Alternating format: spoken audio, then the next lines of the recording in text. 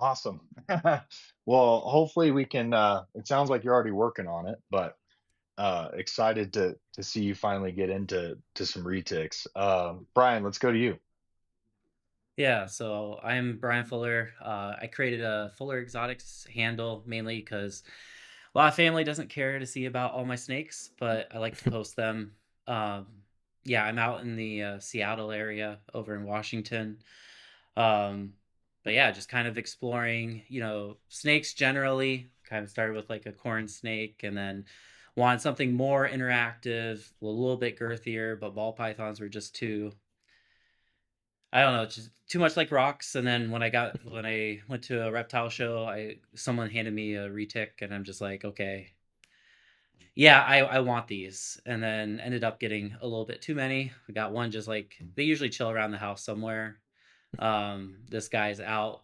I just love watching him climb, and for like vision of next 2 years, honestly, is just like kind of going over things of like what I'm learning because I don't know retics and I'm not very like experienced in the snake realm or reptile realm in general. So it's like, okay, what am I learning? What am I scared of? People are probably gonna have the same things of like, hey, well, you hear if you have a retic, it's like it's not if you get bit, it's just when you get bit. So, like going through those things and then trying to record it. So like when I was looking through this, a lot of the YouTube stuff, doing research on it, it was just there's a lot of information out there, but they didn't really nothing was very like well explained. It was just more of like, hey, this kind of happens, or hey, food mode, and it's like, okay, well, how do I know food mode versus not? And it's kind of cool just to learn that and then share that with others. Yeah, I love that. I love that. And I'm really excited for this episode because I think um I know Brian Carlson, you have quite a bit of experience with reptiles and snakes as well, but it's going to be really cool. There's this kind of this new wave of people coming in, and so I'm really interested to kind of just hear your guys' perspectives on the content you guys are seeing, what you've been drawn to in terms of different breeders, and then overall, obviously, just talking about retics in general and kind of what drew you guys into retics versus other species. But Brian Carlson, go ahead and introduce yourself. Yeah, my name is Brian. I'm out in Southern California, and I got my first retic almost exactly a year ago. And not to get too far ahead on the others, that you said you want us to get into that later, but just fell in love with it right away. And I was already keeping quite a few other species with aspirations of breeding them. But once I got that Superdorf retic in my hands, it was game over. I pretty much got rid of everything else that I had and made that my sole focus was super dwarfs, and have learned entirely way too much along the way. Have made some mistakes with some of the purchases I made, and so the two projects I plan on working on are super dwarf pieds and super dwarf cows. And the goal over the next 2 years is just to get a clutch on the ground. So That's awesome. way bigger long-term goals, but over the next 2 years, if I could just produce, my first clutch, that would be great. No, that's awesome, and it's cool because I know Kevin, you're super passionate, super active in the groups. You don't have a retic technically yet. Brian, you're kind of Brian Fuller, Brian F. You have some of your first snakes, and then Brian Carlson. I know you've got some venomous experience and some different things as well. And so it is really cool to kind of see, like I said, just new people coming in, and I guess kind of where I want to start off is what was kind of the trigger that kind of, or what kind of flipped for you guys that made you want to get into retics? Was it a breeder? Was it a piece of content? Was it an experience you had like in person holding a super dwarf or interacting with a super dwarf? So I guess let's start kind of from there, from the beginning with each of you. I think that's a really good place to start. So Kevin, go ahead and tee off on that. Okay. Well, I've been looking into retics for a long time. I remember when I lived in Pennsylvania before I moved to Rhode Island. They were something that was on my radar. I always wanted to keep snakes, but when I was living at my house with my parents, they had a no snake policy. And I always told myself when I get a snake, I'm going to get the ultimate snake. And so that really started the whole search for what is the ultimate pet snake, and that led me to retics. I learned about Doc Murdoch at the time, who was doing stuff with things. I ran across some stuff Rodney had said online. I ran into a bunch of different posts, and content, and some of the content was good, some of it was bad, some of it was misinformation. There was one video that I just shut off mid video because there was a guy talking about how 25% super dwarfs stayed as small as full blooded super dwarfs. I was like, that's BS. Um, you know who I'm talking about. But I mean, so I learned along the way about these awesome animals, and I wanted to own them, but, you know, I was living in a home, and then when I moved out, I was living in an apartment, and the landlord had a no reptiles rule. So I finally got to a house, and I decided that this was what I want to do. I want to, not only keep snakes, I want to keep the best snake, the ultimate snake in my mind. And so that's what's led me toward this whole thing. I've been consuming a lot of different content. Um, the stuff that I've been consuming the most is stuff with husbandry and trying to do right by the animal, because I think that that's the most Mhm. important thing that when we're in this hobby is not just the breeding aspect and the making the money, but also making sure that we're um, setting a good example for the people that have eyes on us, and that we're doing something that matters. I love that. I love that, and I share the same sentiment when it comes to being in a certain living situation or being at a certain point in life where you can't get those animals yet. um, I remember, I think it was 2017, 2018 when I first started digging into super dwarfs, and it wasn't until 2022 until I actually had my first animal. So it Mhm. definitely is an itch that it eats at you and it doesn't go away. Because I have had corn snakes, I've had milk snakes, I've had some of those other species before, and I can tell you that just there's nothing like super dwarf fruit ticks. There's just nothing out there, right?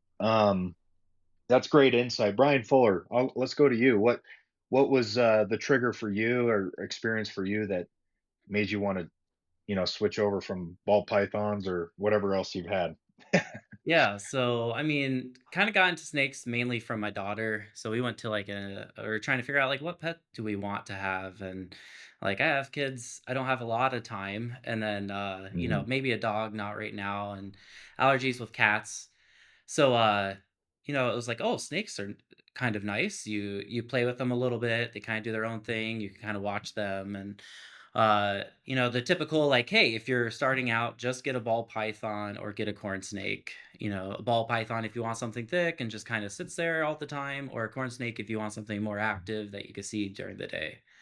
And I don't know, I like being more interactive with those animals, so we went with a mhm, corn snake and kind of just started doing more research. And then I think it was like a Clint's Reptile like video about retics, and then it was like, hey, super dwarf retics, and I'm like, oh, what is this? And then went down like the reach out reptiles, because like I mean, to be honest, they're like a big part of the marketing just for retics in general, mhm, and started consuming a lot of that stuff, and like you know getting down the rabbit hole in like a few months of just researching, and then was like, okay, let's go to this new expo.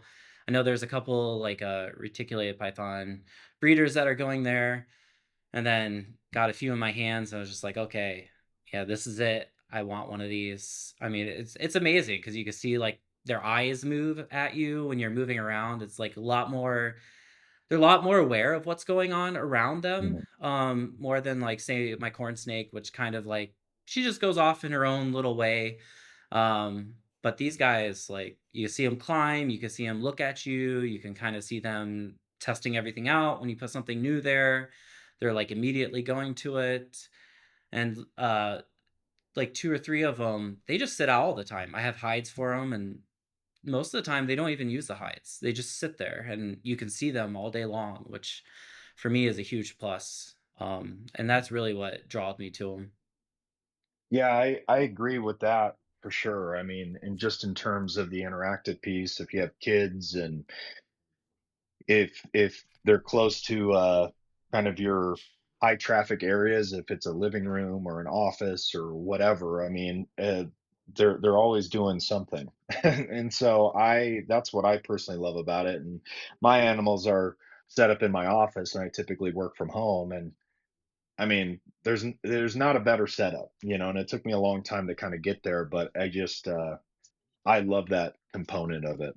Brian Carlson, let's go to you. Okay, so I've kept reptiles ever since I was a kid. I grew up in the Steve Irwin era. I've always had an attraction toward, venomous stuff, especially rattlesnakes. So I grew up in Big Bear, which is a just like a ski resort town here. But in the summertime, the weather's great and there's actually rattlesnakes up there. And just hiking, stumbled upon my first one, and it's like game over ever since then. I actually went back, got a pillowcase, and like I don't know, a stick or something, caught it and ended up bringing it home, and my mom about killed me. But I've always I've always kept snakes my whole life.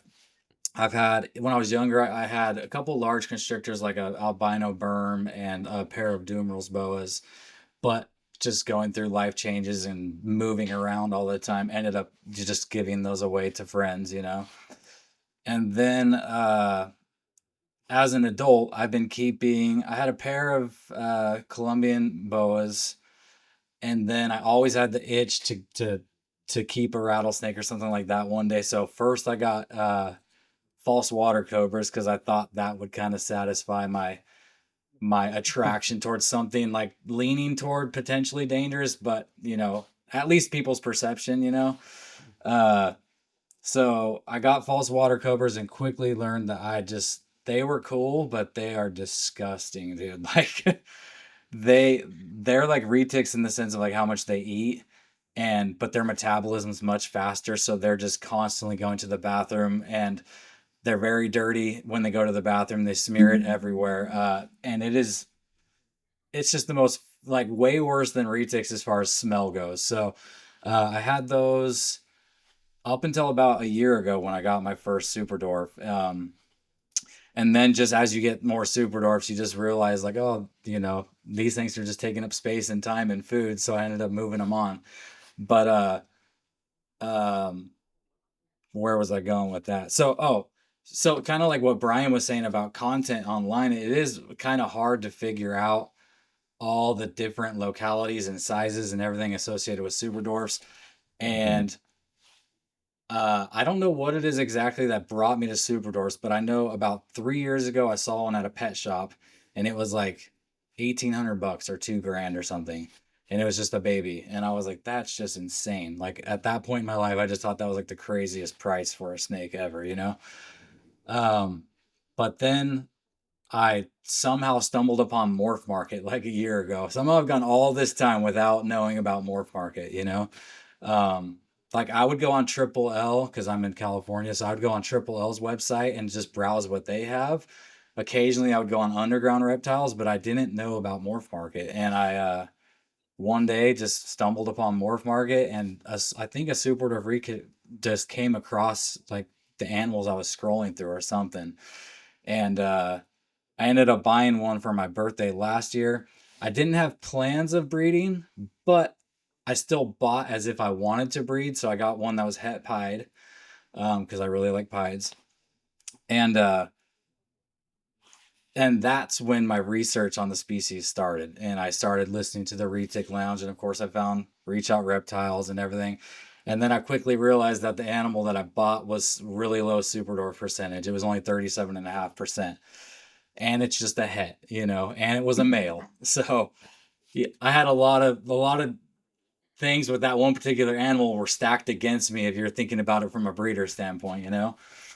So actually I bought 2 because it was at the end of the year, so everybody was having sales. Um, So that one was from the breeding laboratory, which is also here in California, and then the second one was from DNA Slithers and Critters, Aaron Ingalls, and it also was low percentage super dwarf, but it checked the boxes of the different morphs that I was into, and it was a really good price because it was on sale. It was like 75 or 70% off, so I bought it. But anyways, once I got those first two in my hands, I was hooked from there, and that's when the research really started, and that's when I started making other purchases that made more sense. You know, like buying females, buying higher percentage animals, buying some pures, stuff like that. No, I love that. And we'll circle back to that, Brian, because I definitely want to dig a little bit deeper into if you were to start over today, what were some of those specific changes you would make just kind of going back in time.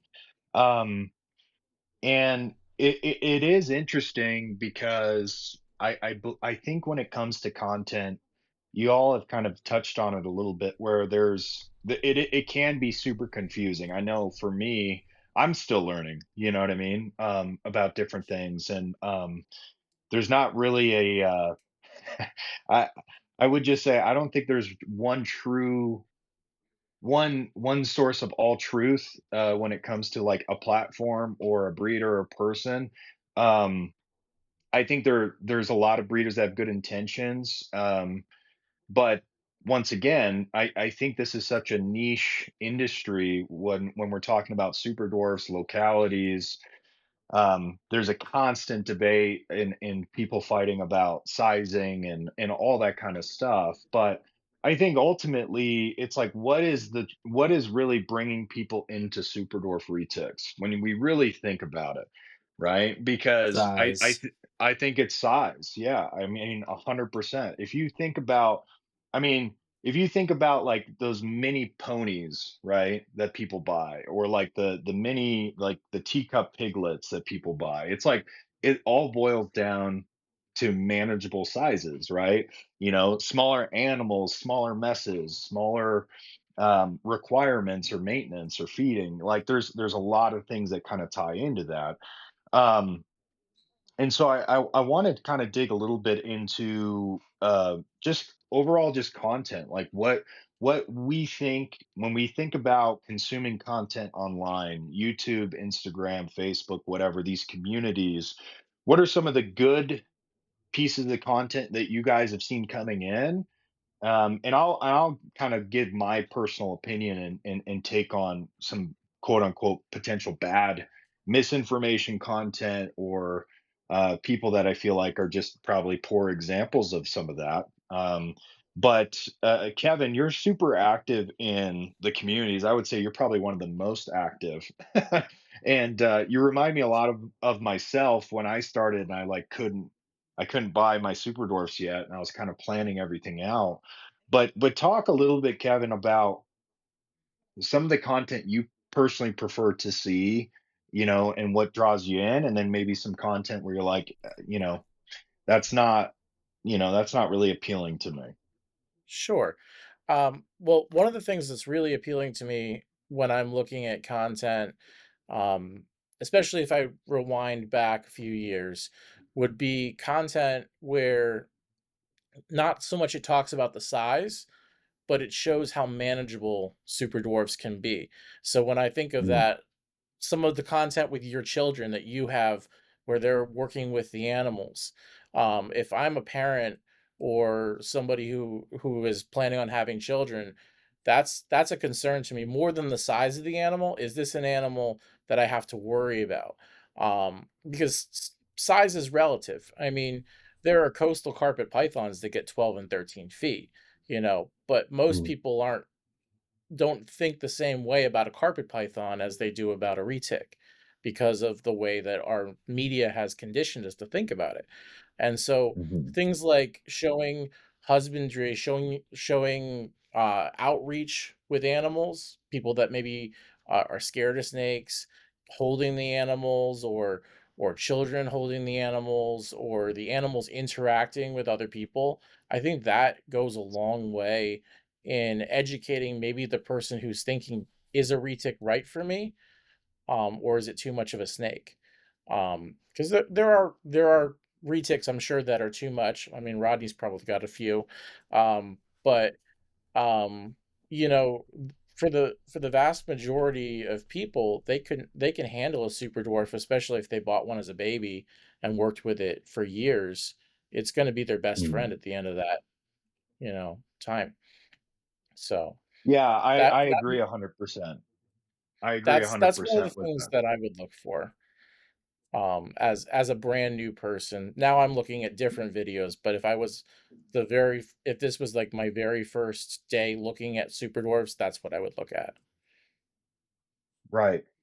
Well, and I think it really boils down to the situation. Like, people like to make these broad generalities in terms of animals or content or these animals around your kids.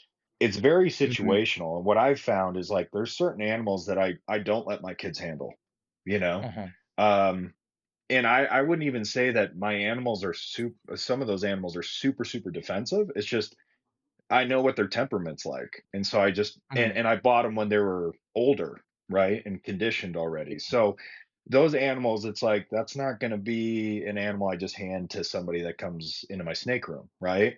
But there are those animals that I do have that I've had since they were, 8 weeks old, and it's like, and a lot of those animals are still relatively small. I mean, we're talking between probably 3.5 to 5 feet, mhm, and they're not super super thick, they're not super girthy, and I think, you know and my kids have been around them since they were 8 weeks old, right, and handling them consistently. So it really is situational, and once again, you just have to be smart about it, and you have to have a mhm, level of intelligence where it's like there always needs to be that level of respect, but ultimately, I think, they can become I mean, they can be really amazing pets and animals, in the right circumstances.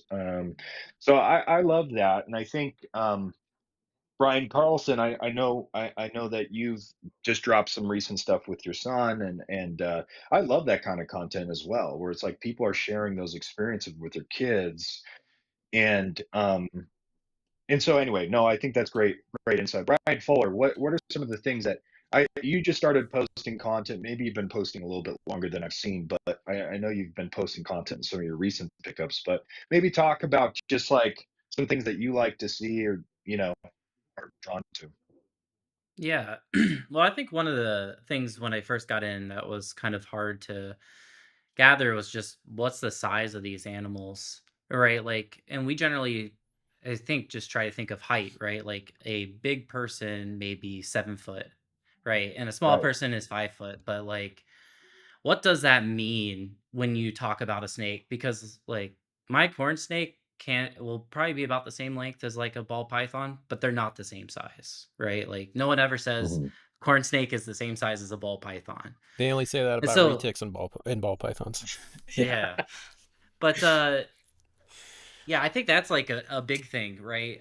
There is one video I did like that like Reach Out Reptiles had. He just took all his like adults and he put like weights and year and like percentages. And he just kind of showed you like this is what it looks like. And like that's the only video I've seen of it where people are like, hey, this is my 7 foot or like 7 year old 50% or 100% this and that. And to be honest, that helped a lot because it was like there's no like question on what it is or comparison to something else. It was just like, here's my like I know he had a pure female Kalatoa that he said was like overfed, and he just showed it and then like weighed it and held it, and so I could get the comparison of like how big is this compared to a person, Mhm. and that helped a lot. And I think just content of like what these animals are like. Um, it's kind of funny because I had like one scare with one of my retics where they kind of, I was like, oh, maybe I got this food response thing down. I understand. I was holding her, and then all of a sudden she like crawled up my arm and then slowly moved her head and like opened up and then clamped down. Right. And it was kind of weird because I was expecting something different. Like, I was like, oh, this kind of scared me. And there's, I think, a few people who talked about like, hey, what is it like getting bit by a snake? And I think, like, luckily she missed. She hit, like, my sleeve, so didn't actually get my arm, but kinda scared me, right? Because 'Cause I'm like, "Oh, well, that was almost a bite. I don't know what caused it." Right? It's probably because she was fairly new and I was just handling her. But having videos of just like, hey, what happens when you do mess up with these animals, right? Like, is a super dwarf small enough to where I can handle that myself? Or is that something still where I need someone else in the room? So sometimes like I was looking for that and there's a few out there. I think I yeah, like there's that episode by like Green Root Pythons talking about like his snake bites and he was just comparing them, and then there's one by like the curly haired keeper talking about when she, or some of her bites. And that really helps just like, oh, okay, this is kind of the expectation that I have for this.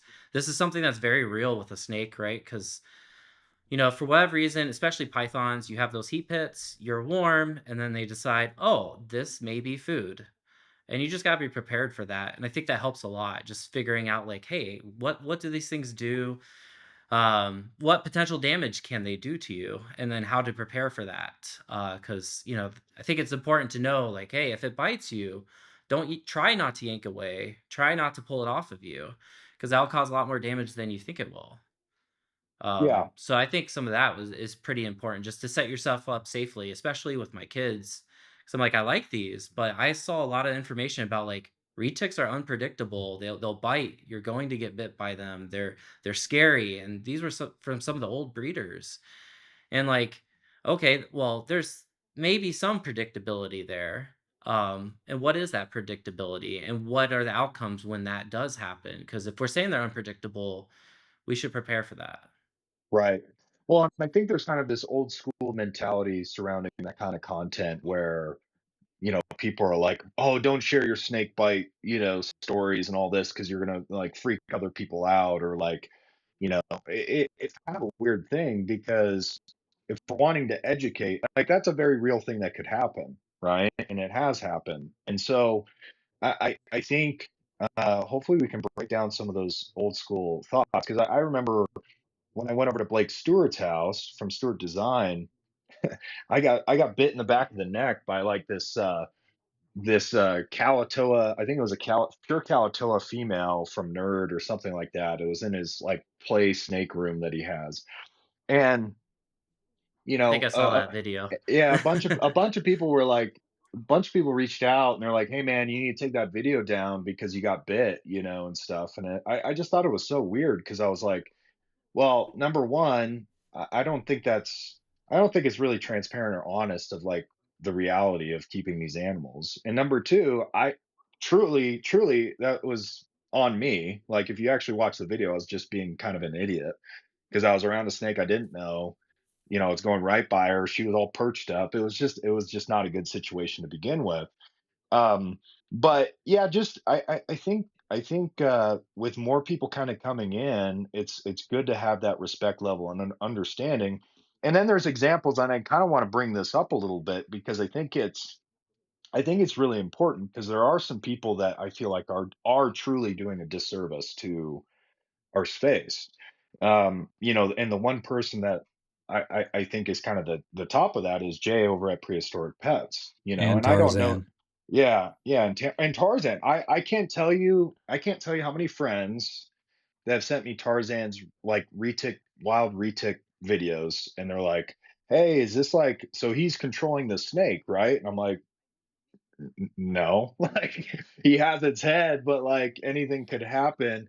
And then with Jay, it's true rage bait, clickbait stuff. That's all he's going for. And I just, for me, I mean, when you're that rough with animals or with females that have dropped a healthy clutch of eggs, when you're overfeeding your stuff, when you're just so rough, the spirit of it is not good. And that's all I'm going to really say about it. And that's just my opinion. Is like if your goal with your animals is just to get clicks and you're willing to do whatever to get those clicks, I just think it's just bad content. Yeah. Um, so I got little things that came to mind as each one of you talked, and I want to try to focus and hit each one of them. But I'll start with Kevin. And this is just all, experiential for me for the last year is I love seeing the kids stuff too, and I have a family, and that is why one of the reasons why I wanted to get rid of the false water cobras and the rattlesnakes and all that stuff is just to eliminate that risk. Like, my false water cobras were super unpredictable. They'd be really sweet. They'd be crawling over your shoulder, kind of like a retic does. They're like really interactive, and then for no reason at all, just bite you. So I'm like, the kids can't hold these. So, uh, but I will say with the retics, and I don't like to paint any snake in any bad light at all because I'm a snake lover. But like Spencer said, there are certain retics. I only have 10, and I know that's a lot, but out of the 10 I have, the range of personalities is pretty crazy, and Mhm. there's really only two that I let my youngest son hold. My older son, he's crazy. He can hold anything that I have. Um, but he's 16. But my youngest, who's about to turn 7, there's only two that I would let him hold. They're I like I said, I hate to say it, but they are unpredictable. Like I have some that are really cool.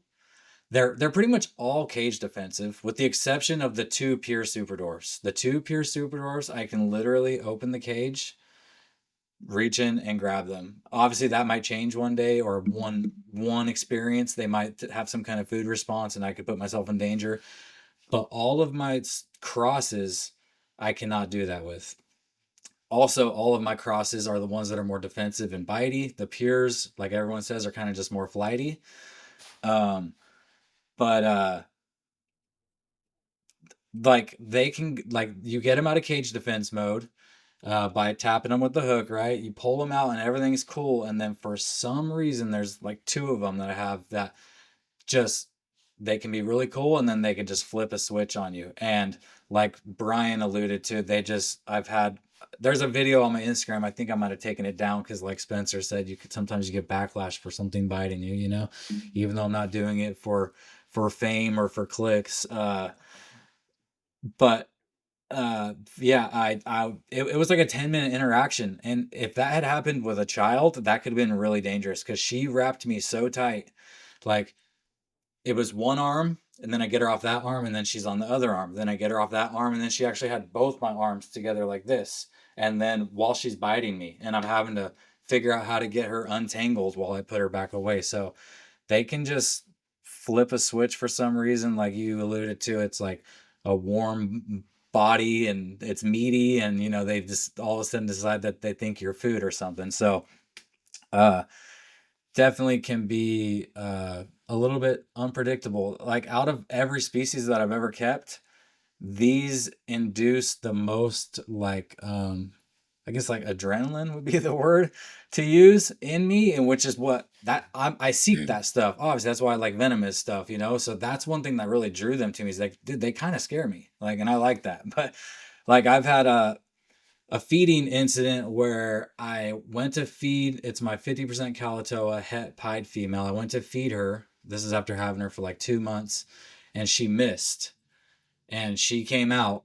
And at that point, it's anything that has a pulse, heat, and anything that moves is on the Anything that table. moves. Yeah, Yeah. yeah, And yeah. my snake room's only like 10 feet by 10 feet, and she's about 8 feet. So it became a super scary situation super fast.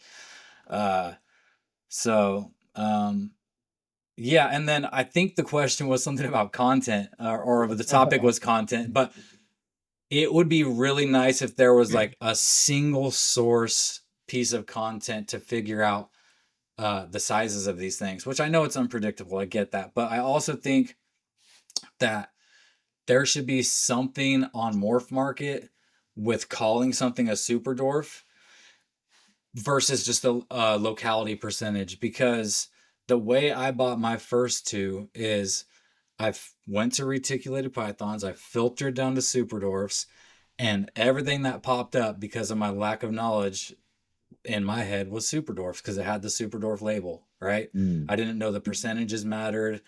Uh, I didn't know the difference between Jampea, Kalatoa, all that. And I understand that's my fault. I'm the type that just jumps into things and figure it out later. Uh, That's a fault of mine. But anyways, the first two I bought were both well under the 50% threshold. Um, and I've since moved on from those animals. But if as a whole the industry decides like 50% is the threshold, maybe some work should be done with Darren from Morph Market. Like, hey, you can't put the Super Dwarf label on it unless it's 50% or higher. Like, you can put that it's 37.5% Kalatoa or 12.5% Jampea, whatever you want to put on there, but you can't attach the Super Dwarf label unless it meets the standard, you know? That's a thought I've had. Because it would have prevented Yeah, me from buying my first two. Rodney probably has some good I I insight on I would that. probably just scrap the Super Dwarf and Dwarf label. I mean, to be honest, I only use those as generic terms.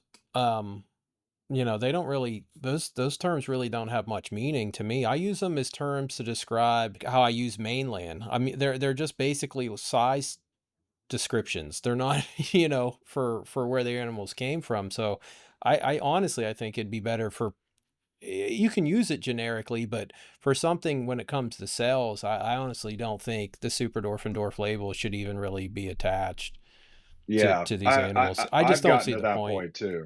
I've gotten to You that know. point too, where it's like, and the other issue as well is like if you're the person you're buying from can't give you any kind of lineage to the animal that you're buying, that's another giant red flag. You know what I mean? Because there's been plenty of people claim super dwarfs and buy stuff off their local KSL or Mhm. ads or whatever and claim it was super dwarf and it was there's no way to prove there's no way to show that there's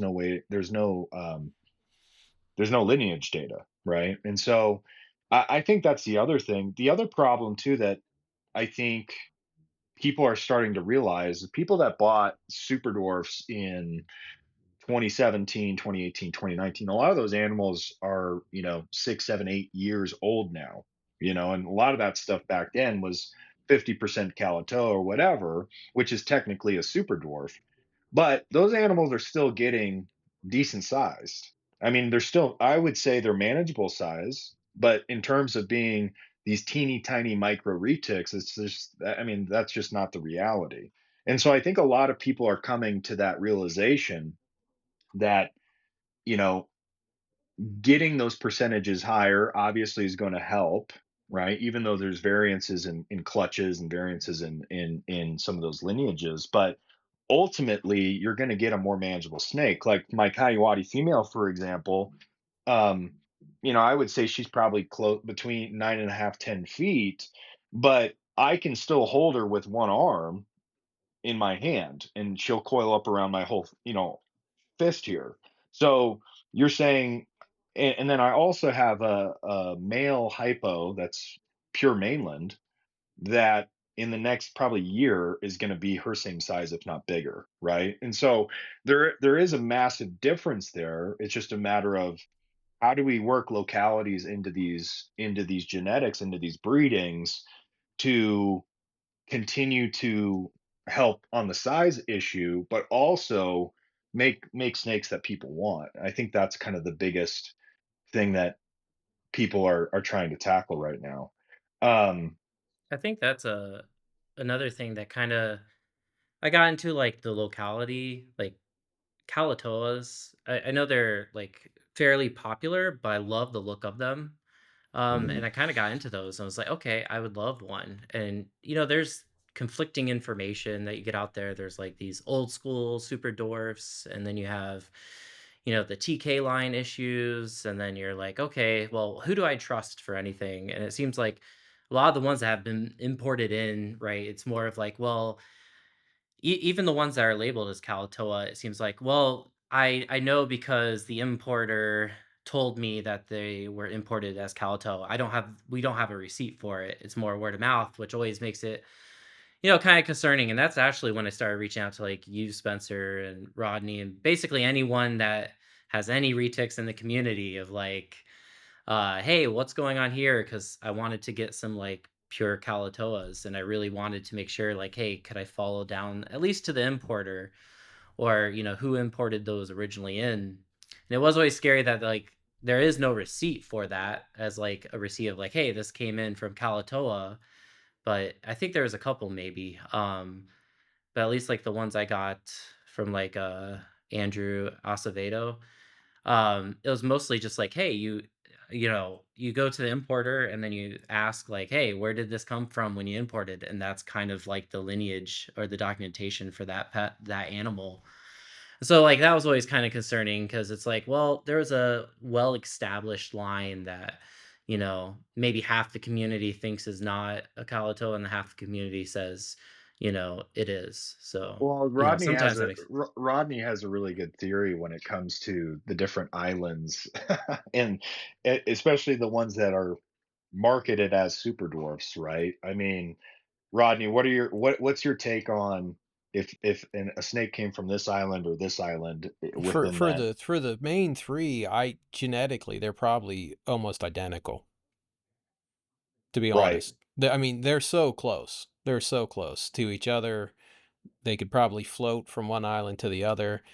And and I'll tell you one thing, like, when you look at Madu, Kalatoa, and I'll say Karumpa, uh, and there's Karampa, there's actually 4 islands there.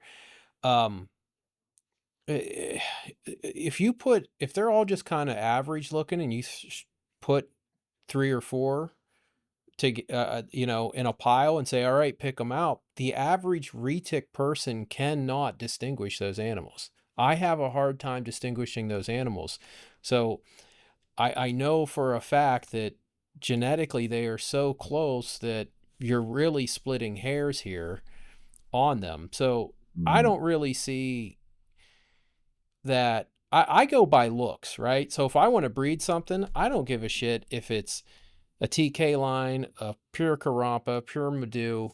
I'm going to pick out whatever has the best traits for whatever I'm trying to do, because you're getting the small size regardless. So, I mean, I don't want to go so far to say a super dwarf's a super dwarf, but genetically they're probably, I mean, I can't even imagine how close they are genetically. I mean, it's got to be 99.9 something percent identical genetically. Well, I mean, a lot of it is polygenetics too. Like Yeah. a lot of those like morphs even, or even a lot of these island localities, I mean, limited populations, they're going to start all looking very, very similar, right? So, like, to definitively say, just based off of a look, that this is a Madu and this is a Yeah. Kalatoa, I think It's is tough. it's insanity. Like, if you're claiming that, I think it's insanity because I could breed a clutch of Kalatoas, find the 2 that have the widest, diamonds on the back, breed those again, and then do that again, and it could look like a Madu, right?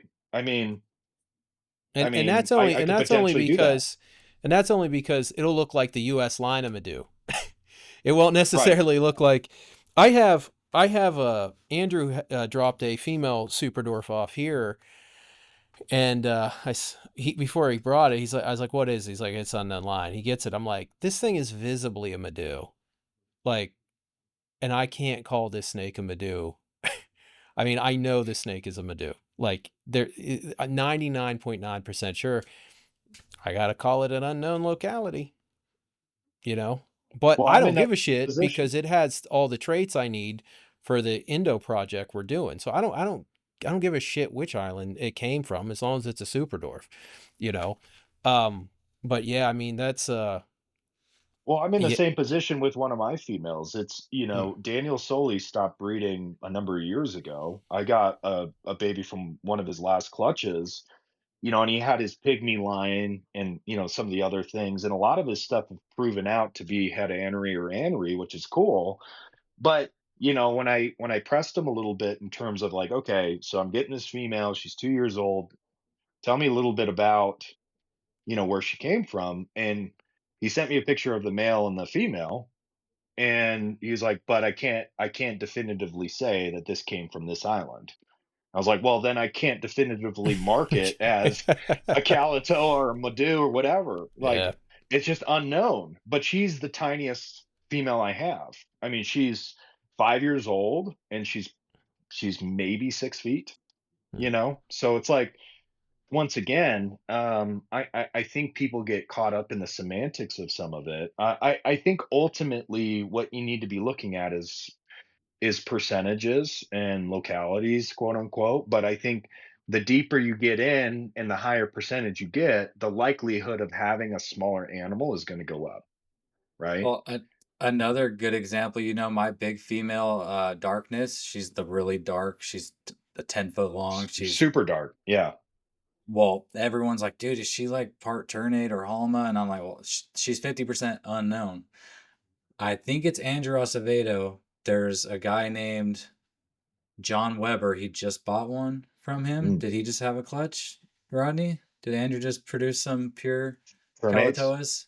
or No, calatos. Kalatoas. I think I think he had, yeah, I think he had some that were cross from one of my old lines and something else, if I Yeah, remember. I yeah, it's can't. Yeah. R&B line and a Macmillan line, I Yeah. think.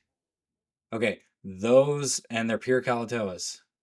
Pure Kalatoas look like exactly like my big female. Yeah, So, he and got some I've always, variation. You're going to start seeing, this is one thing you're going to start seeing in Kalatoas, because there's all these, there's a handful of old lines, and they're all starting to be intercrossed with each other to get some fresh genetics. So, and they all have slightly different looks. So you're going to start seeing some different colors and different patterns, which is a great thing, because we've been so limited on the look of how a lot of super dwarfs are, like their phenotype look, and we're going yeah, to start seeing some different stuff, because I proved out I proved out that there were two color phases a very long time ago, and I also proved out a dark phase from that R&B line. And remind me after this, I'll send you a picture. Um, I hatched out this one. I mean, that thing was, to this day, I've never seen a Calato come out of the egg that dark. And there was just one in that clutch. And it yeah, was like crazy dark, crazy dark. yeah. My girl, she has zero silver on her. Yeah. She's Yeah. 50% TK, 50% unknown, and there's zero silver on her. She's solid brown and black, pretty much. Yeah. No, that's awesome. Brian Fuller, do you have what, 8 minutes left and then you got to bounce? Is that Yeah. right? Yep. Well, let's go to you because and Rodney, what's the technical side of this if he has to The technical bounce? side is you can bounce, but just don't just let your phone and well, you know what? It'll be okay. Okay. It should be okay. Well, Brian, let's talk. Let's give you kind of the chance to kind of plug what you're wanting to do. If that's on the keeping side, if that's on content side, breeding side, over the next number of years, what are some of your goals, and what can we expect from you? Yeah. So, I mean, mostly right now it's just keeping. That's why I ended up with 6 snakes. And I think that's where, like, I have a wall that can fit 6 snakes. And that's kind of how I did it. Mainly just one snake for every day of the week almost. And then a day of rest. um, Right. but yeah, it's amazingly bottom for keeping. And then kind of just putting out the journey there and hopefully get out content of like, learn with me because feel like some of the content out there today is mostly like almost like preaching to you like this is how you do with your snake, this is like the requirements for XYZ. One thing I've noticed with like 6 of them is they're different, right? Like I had one Mm, girl that was in a bigger cage, so right now they're only in the, what was it, 3 foot by 2 by 2, because they're fairly small. But one was kind of aggressive in there, and I moved into like the small quart tub. And she does a lot better. Like mhm, I haven't seen like because before she would like come out and like just latch at the screen at the glass when I'd come by.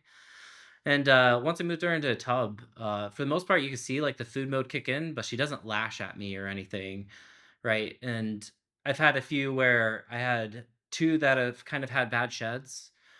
This guy up here has kind of had a bad issues with shed, so he needed a little bit more humidity. So right now he's on like coconut husk, while some of them are in paper because they seem to do better on paper.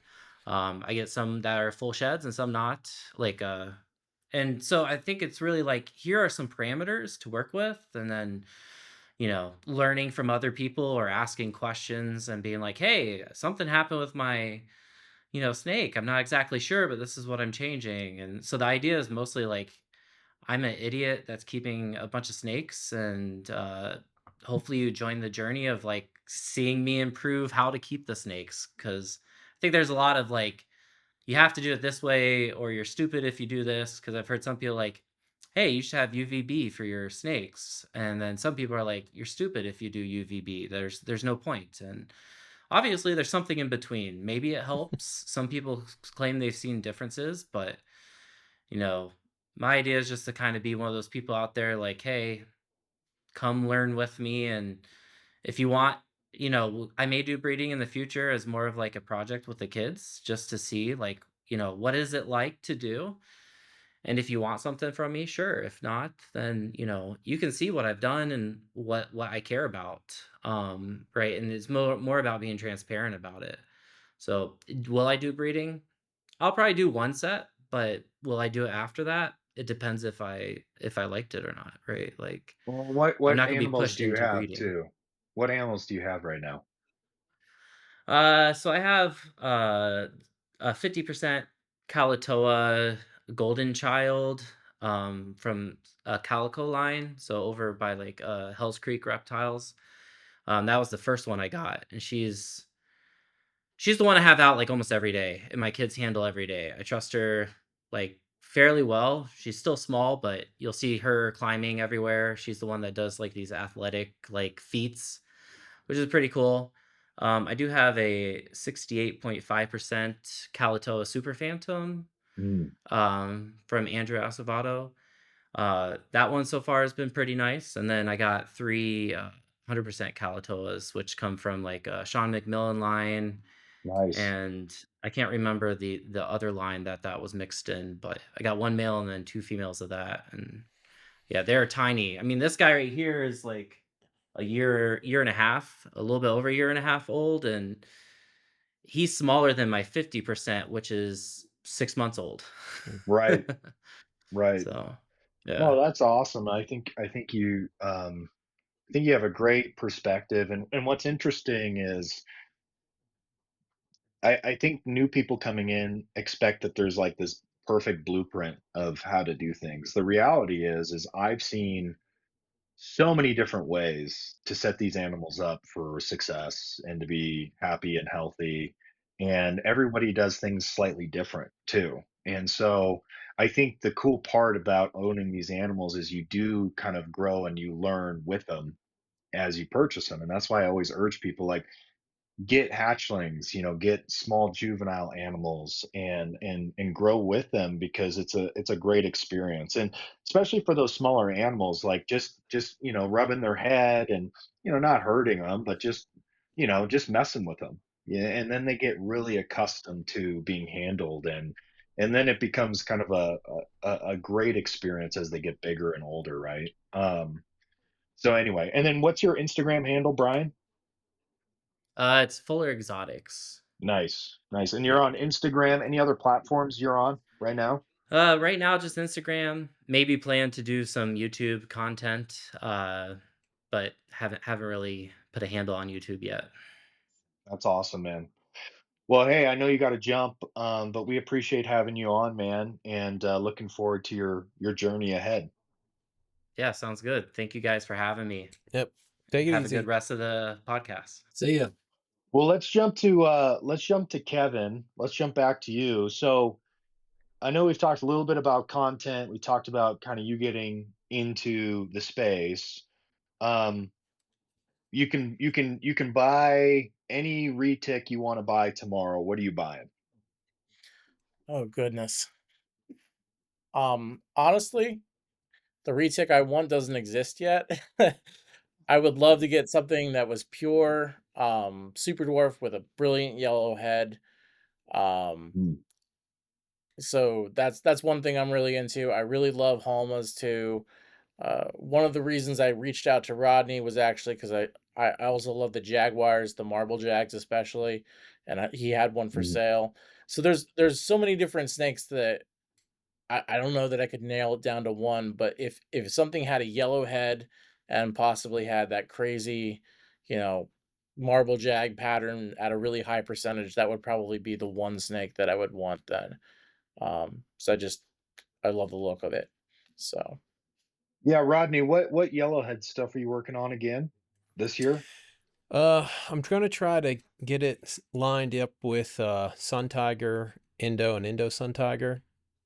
That's kind of the main project, and then I have a yellowhead project coming up that a long time ago I bred a purple to a Noda Bali, and I popped out a handful of animals out of that clutch that just had a different look. And I've managed to, every time I've tried to reproduce it, I've had a super small clutch, but I've also managed to reproduce this look with the yellow head. And it seems to be, I think it's a morph. It seems to be along the lines of like Nerd Citrus. So Mm. I'm going to try to probably work that possibly into Mocha. Maybe some of my other locality stuff, but I'd really like to put a yellow head on a crazy marble, like a really crazy marble with bright yellow head with that head stamp. I think that'd be nice. So that'd be awesome. yeah. So I'm hoping this year, uh, I did the breeding. Hopefully I get a good clutch. The male I use was a Sunfire Super Tiger Indo that does not have a yellow head, but there's a 50-50 shot he's carrying the yellow head gene. So I bred it to a yellow head Indo. So these animals will either produce some yellowheads or they'll be het yellowheads. So I'm real close to proving it out as just basically being a simple recessive like trait.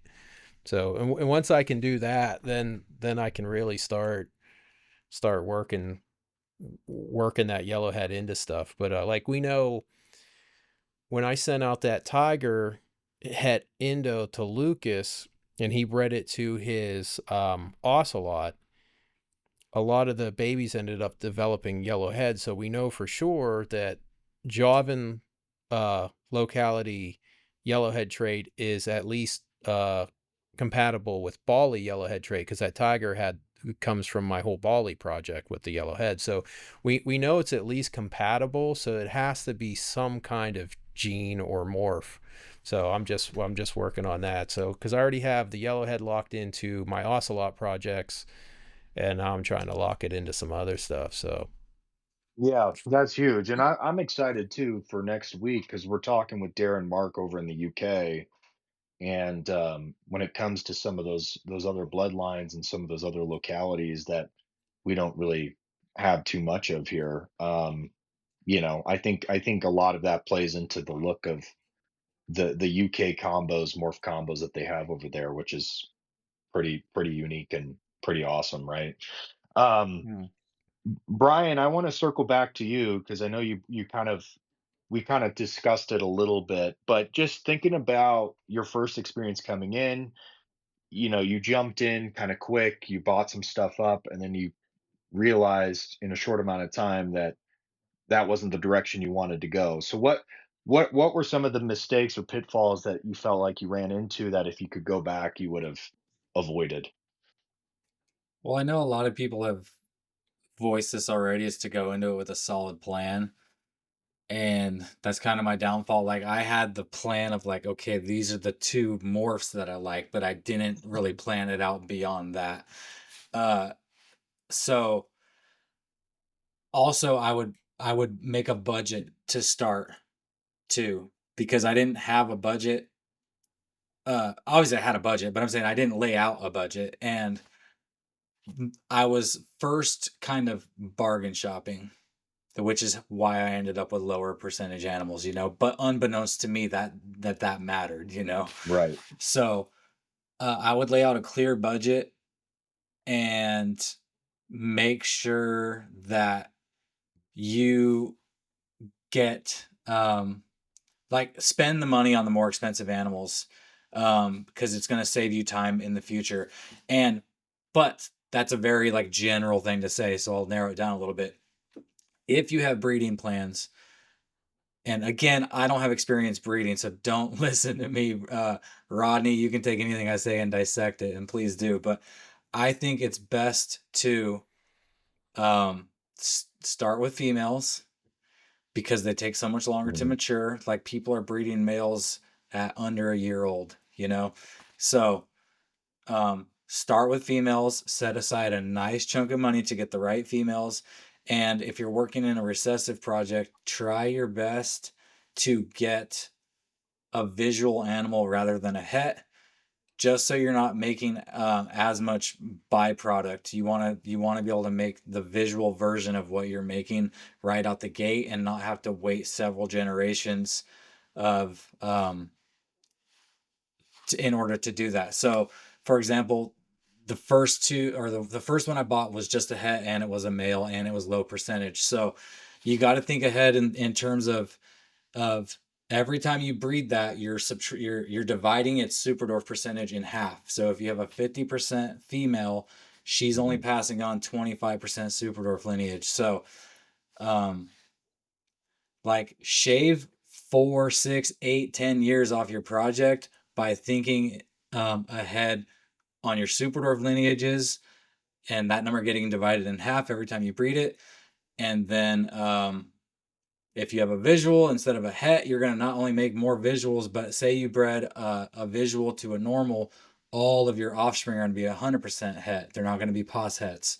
So you're not going to be playing guessing games with raising up animals that you don't know if they're carrying the het or not. Luckily, I'm in the cow project, so apparently you can pick out het orange ghost stripe pretty easily. I wouldn't know because I've never produced a clutch or seen a pos het next to 100% het to know. But um, so yeah, females highest percentage possible and visuals. Yeah, I I would say love would be that. the Yeah, top that's three great. things. Well, it's great advice, and once again, it's like people get weird when you start talking about business or money or whatever, but it's like it's the reality, and I think the other thing too is you're better off, in my opinion, if you don't have the budget to get those animals that you really want, waiting a year or two and then going and buying those animals instead of like buying subpar animals, raising those up over 3, 4, 5 years, and then starting from that side. Does that make sense? Like, so you're really Yeah, skipping ahead is like in 5 years, because that's, I mean, everybody kind of has, a different take on this, but females, I think on average for super dwarfs is roughly 5 years. I mean, I think you can get them to go sooner than that in terms of how you feed them and some of those other things. But let's say it's an average of 5 years. In 5 years, is your stuff still going to be relevant, right? Or have the potential to be relevant, right? Um, because if you're thinking about if you're buying high end stuff now from somebody else, right? And Eric Lee posted something on the Next Gen group. I think he posted it to his Instagram too, kind of explaining this, where it's like when you're buying an animal that's 75% super dwarf and it's a visual snow combo, like how long has it taken Eric to get to making that combo or making that snake? I mean, 12 years, 15 years, whatever it's been, right? And so of course that's going to be priced accordingly to that because you buy that and then it's like okay, you start at that level and you're working your way up or working your way out. Um, and so, yeah, I recommend that people, instead of jumping in and jumping the gun, waiting and budgeting and having a plan, like you said, Brian, from the get go, because it's going to save you a lot of headache. And that time and being patient too is also going to give you the opportunity to really sleep on the projects that you're passionate about and the projects that that's you're excited about.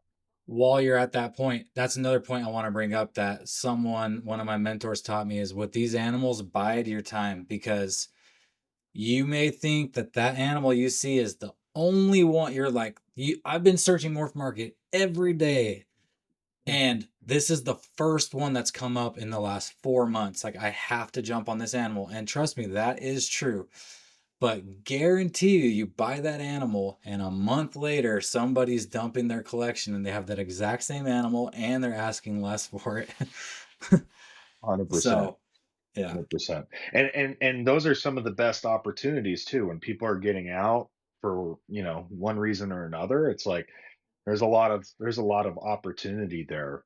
Um Rodney, what Well, are some or go ahead, w Rodney. one thing I wanted to add, like, if you do have a plan for super dwarfs and, like Brian mentioned, like, you're losing 50% if you're not taking it back to a pure, if you're taking it to a pure, you're adding. If you have any kinda aspirations to keep continuing that, whatever you're doing, you need to get some pure super dwarfs. Mhm. You need to have, because if you're not, then you're having to go to Eric Lee and having to depend on somebody else to make what you need. And that's then, you're gonna spend way more money doing that than if you just get, if you wanna make super dwarf pies, then I suggest you get some pure super dwarfs.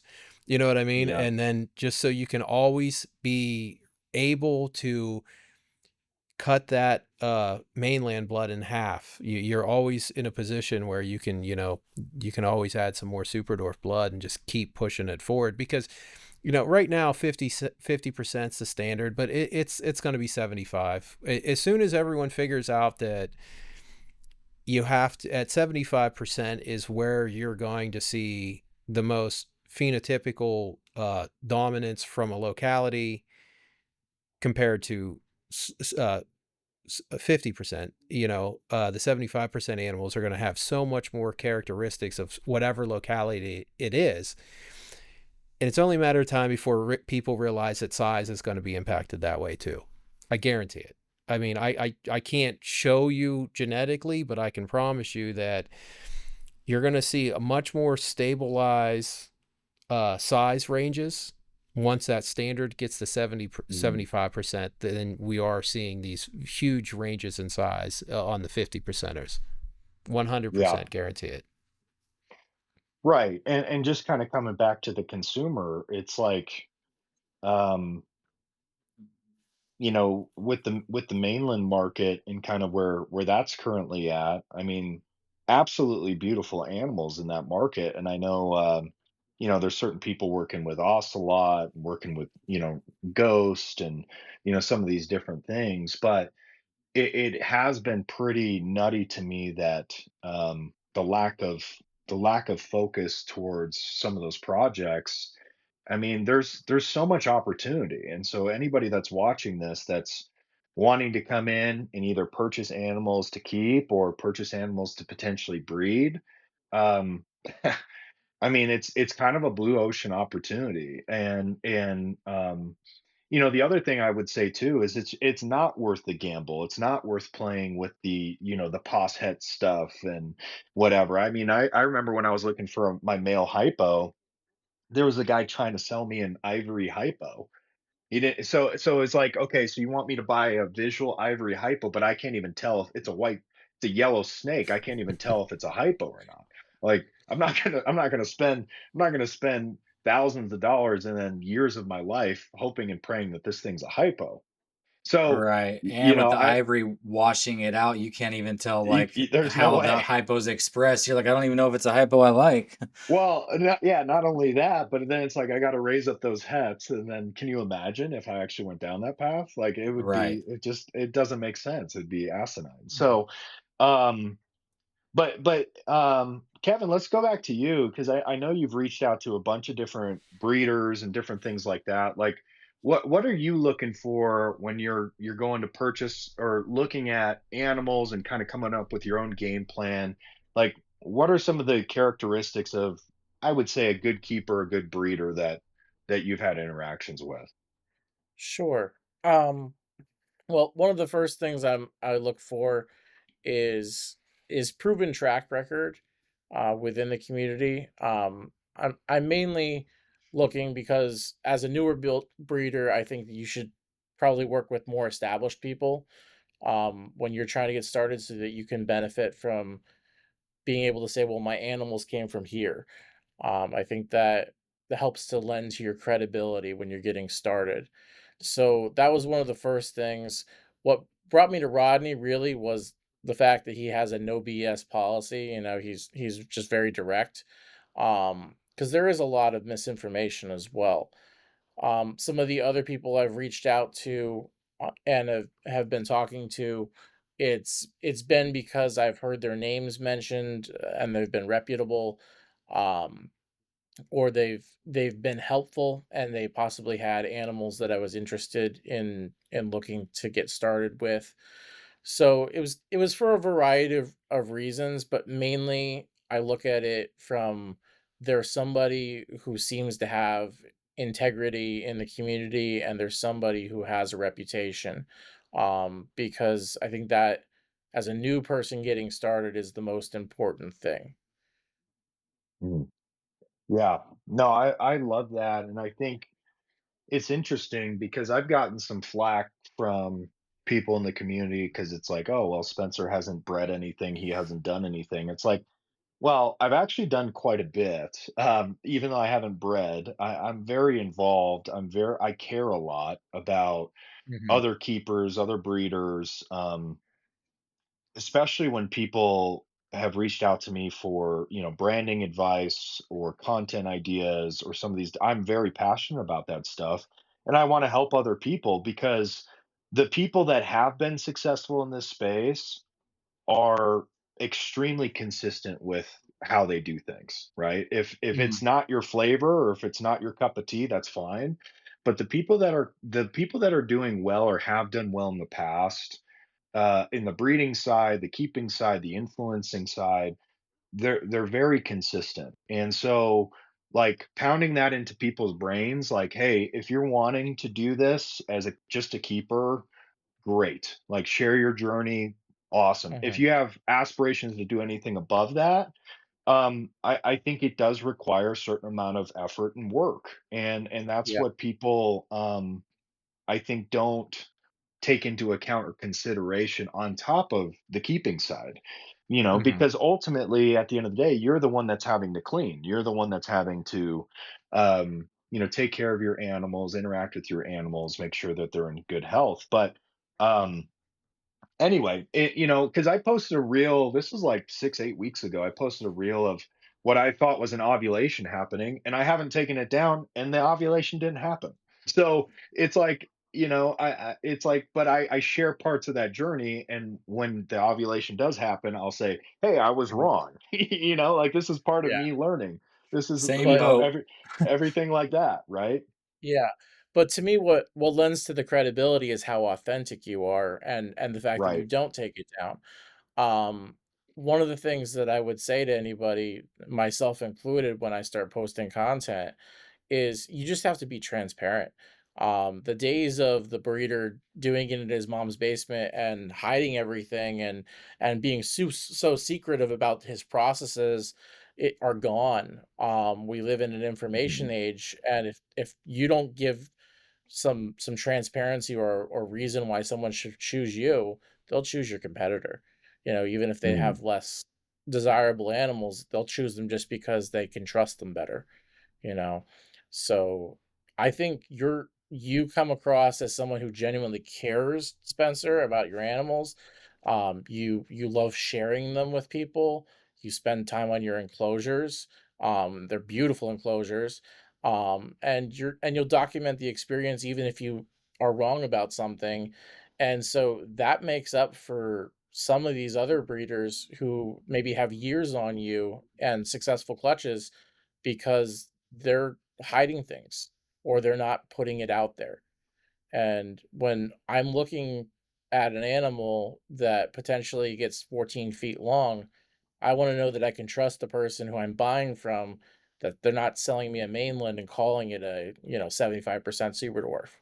So I think I think being able to trust somebody is just as important as having those years of experience behind them.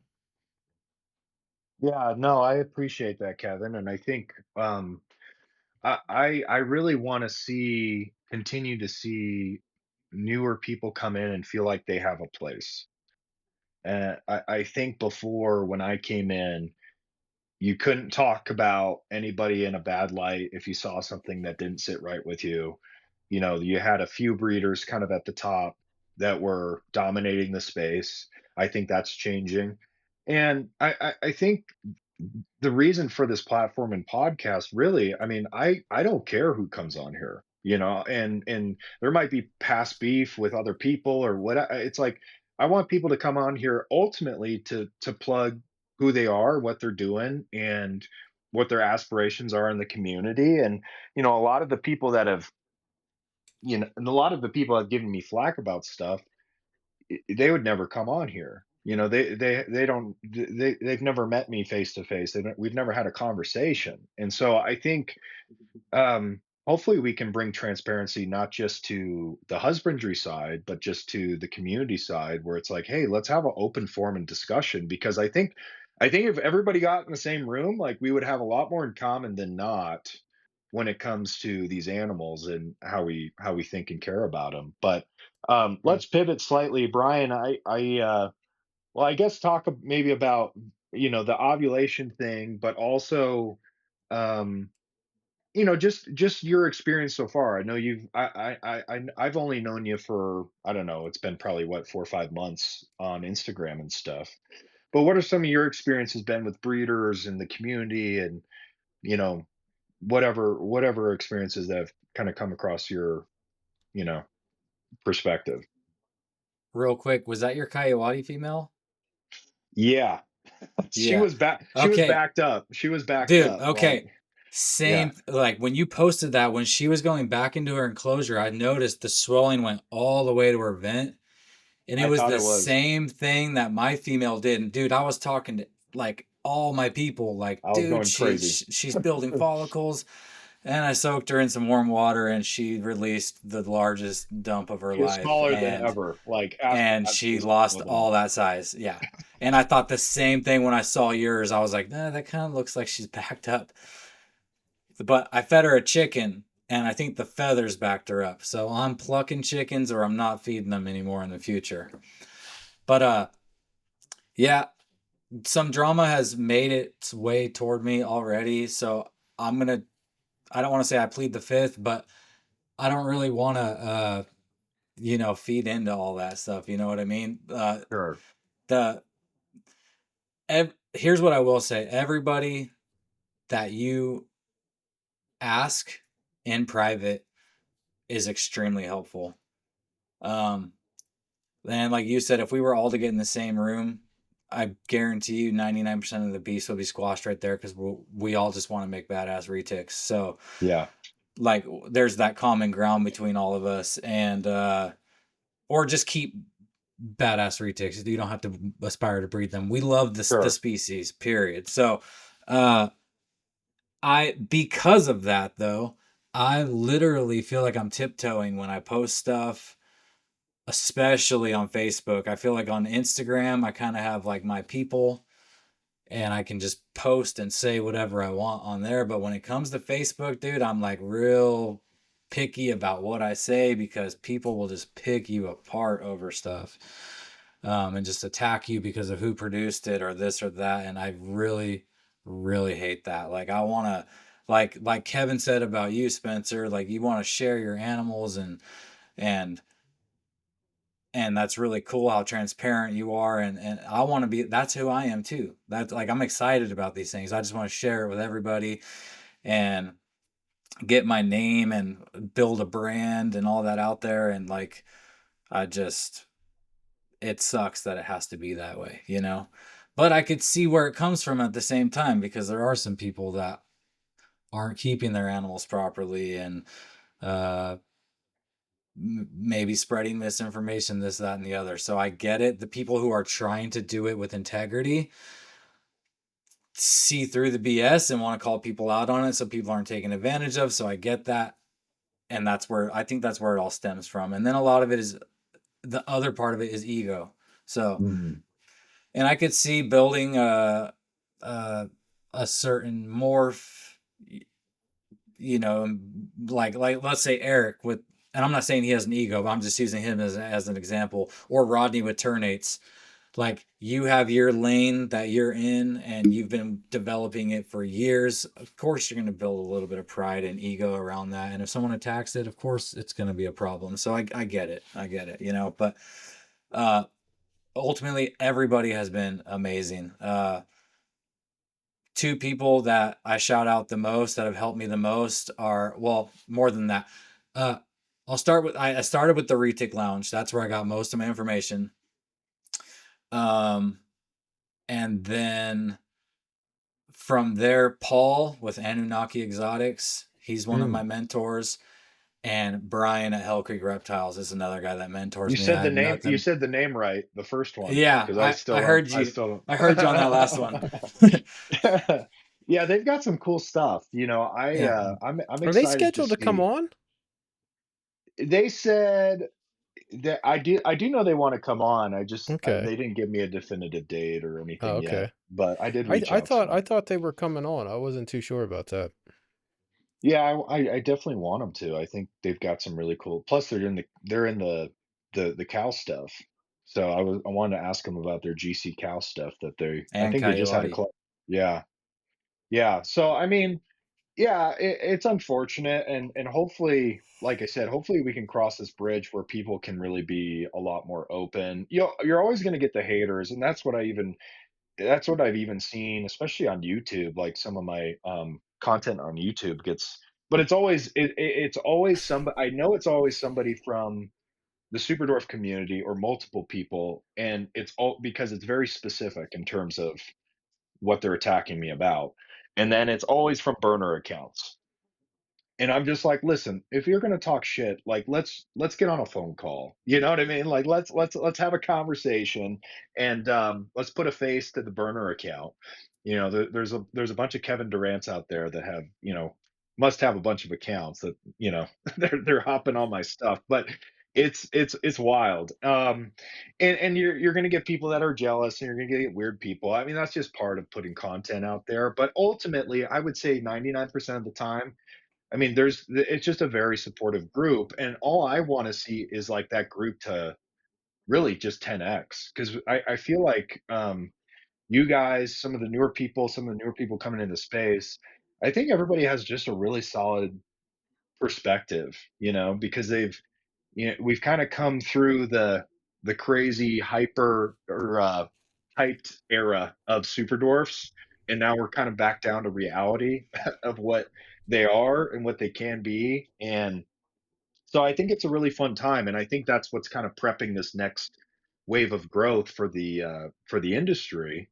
And what I've seen as well, Brian, I know you're kind of a little bit of an example of this, but I've seen a lot of people coming in from some of these other niches, other animal breeders, other reptile breeders, and they're like, "Oh, I got my first super dwarf and I'm obsessed now." And they're making those adjustments and they're getting big into super dwarf stuff. So that's been really really cool to see.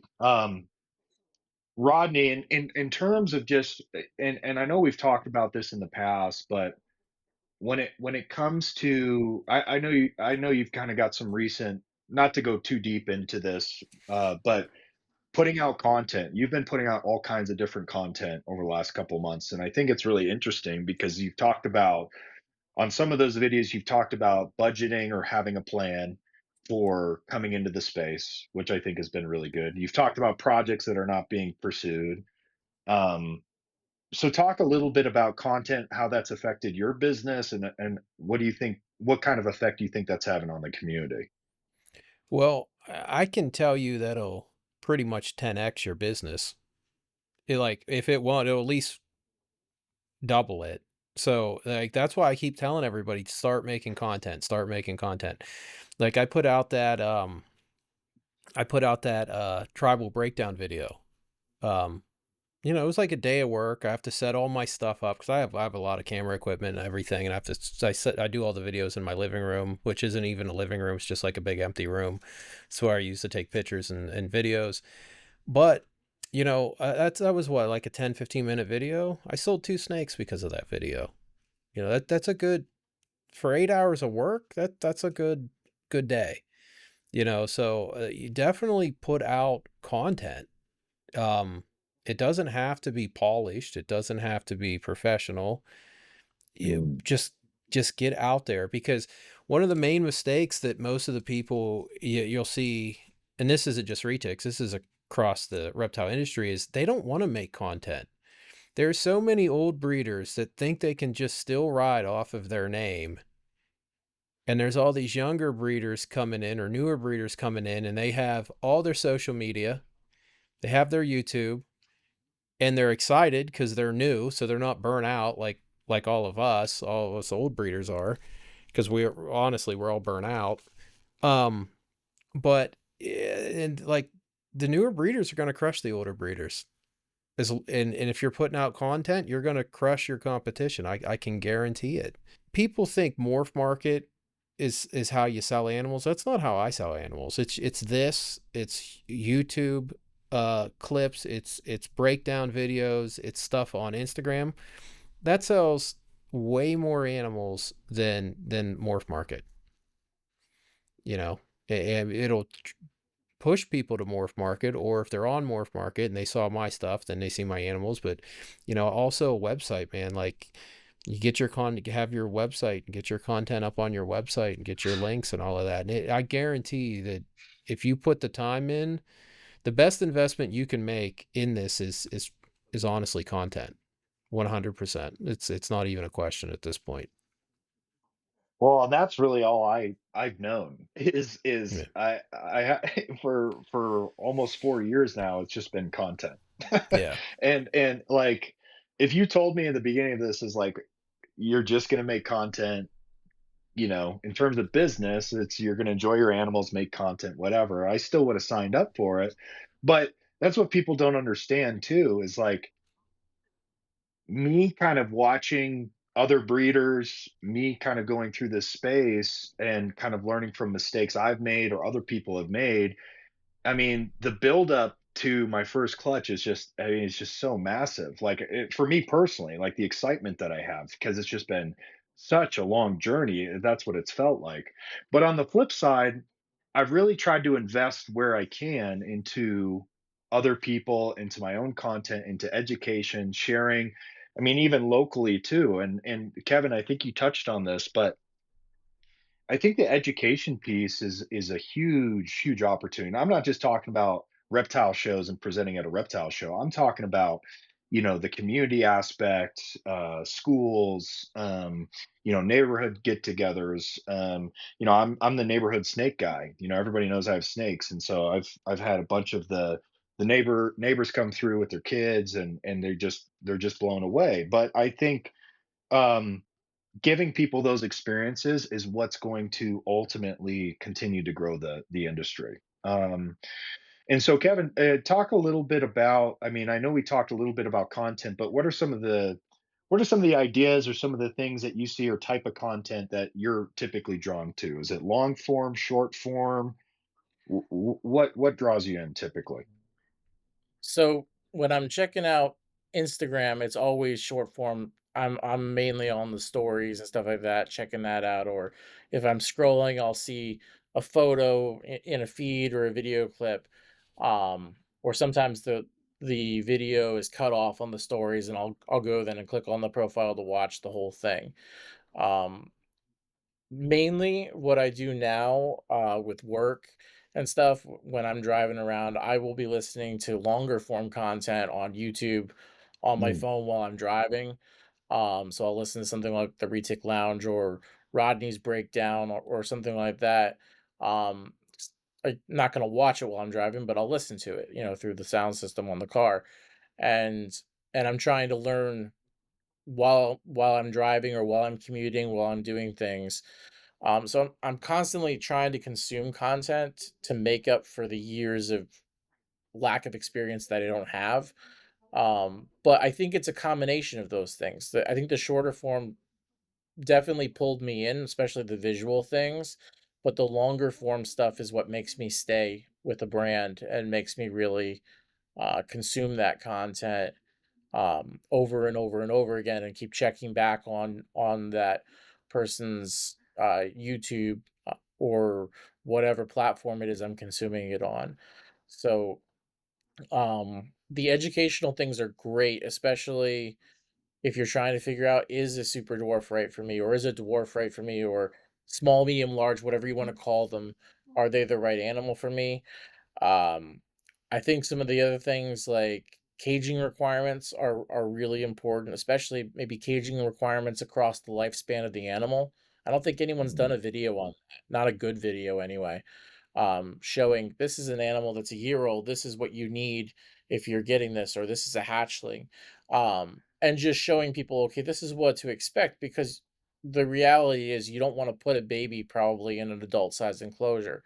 So they're going to go through several enclosure sizes across their lifespan, and you want to educate people on that. I think that's important. Um, Even showing, okay, well, this is the prey size you should feed a baby retic. This is the prey size Mm. you should feed a yearling, because somebody like That would me. start an internet war. That would that would start an internet war so so then you could do it if you so then started you could do talking it the about prey way. size. Yeah, but then you could do it the way that Bob at Green Tree Pythons does it, and just say, okay, well, Mhm. this is the way I keep retics. Yeah. You may keep them differently, you know, and just break it down that way. But I think if you it that is really important, because I'll tell you what, right now I'm keeping a ball python and a carpet python, and um, the amount of research I had to do to try to figure out what size prey they were, because neither of them came with feeders. So I went out and bought them. And but everybody has a million different opinions. And if you guys have cornered the market and you've got your people that are consuming your content, it doesn't matter what somebody else says. They're going to go with what Spencer says, or they're going to go with what Rodney says, Mm. or what Brian says. So, you know, and ideally they'll consume multiple different contents, and try to get a overall picture.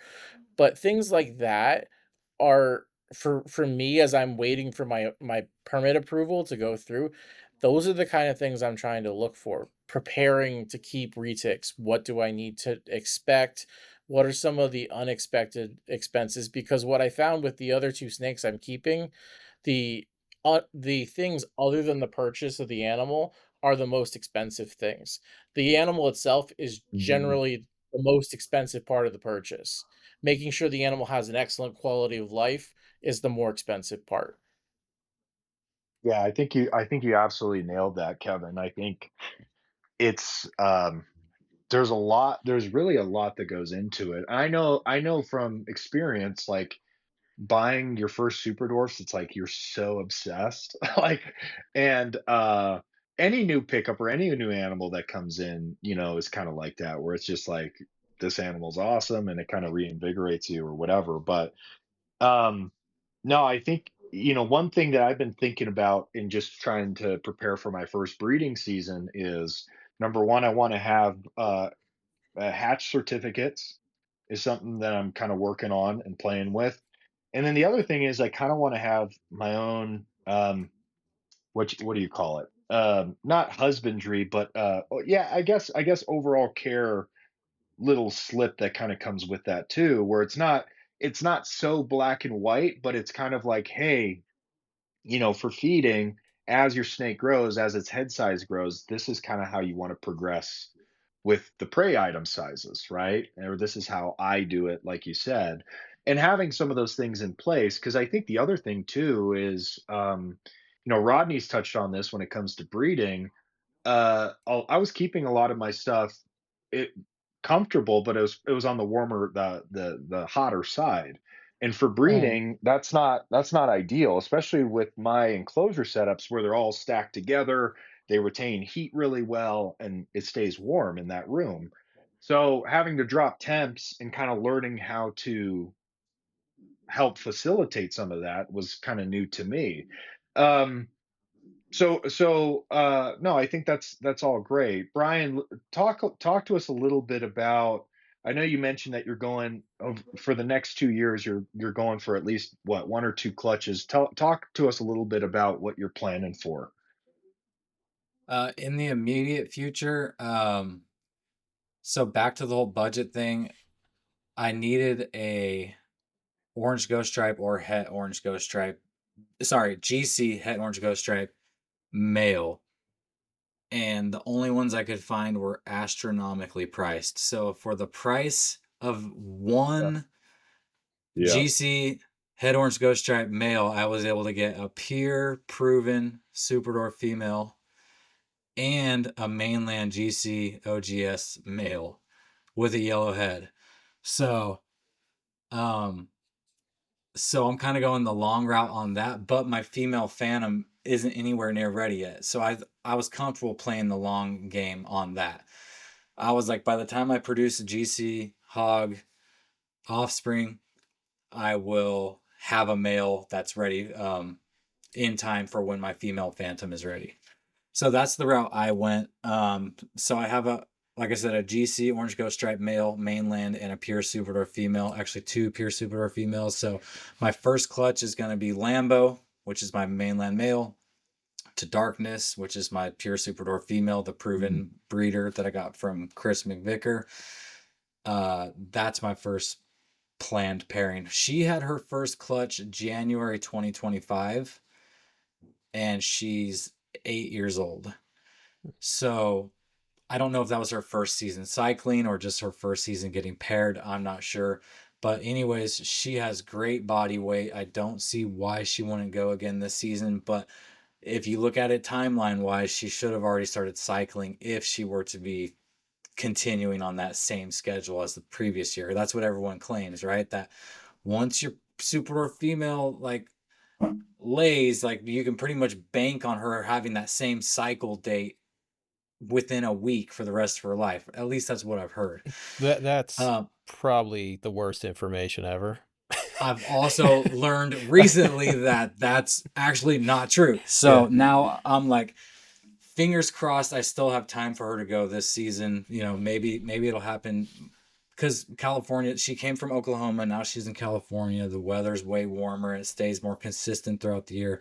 So maybe when things cool down a little more, maybe she'll actually end up cycling. But not to get too far off track.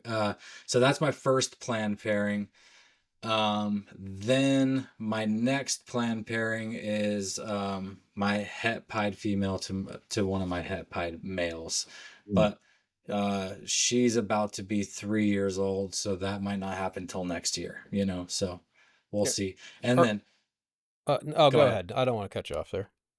I was gonna say future like I plan on doing it Eric Lee style and just staying 100% in my lane with those two morphs, and just with the cows I can just make this percent as high as possible because there isn't too much fluctuation with cows.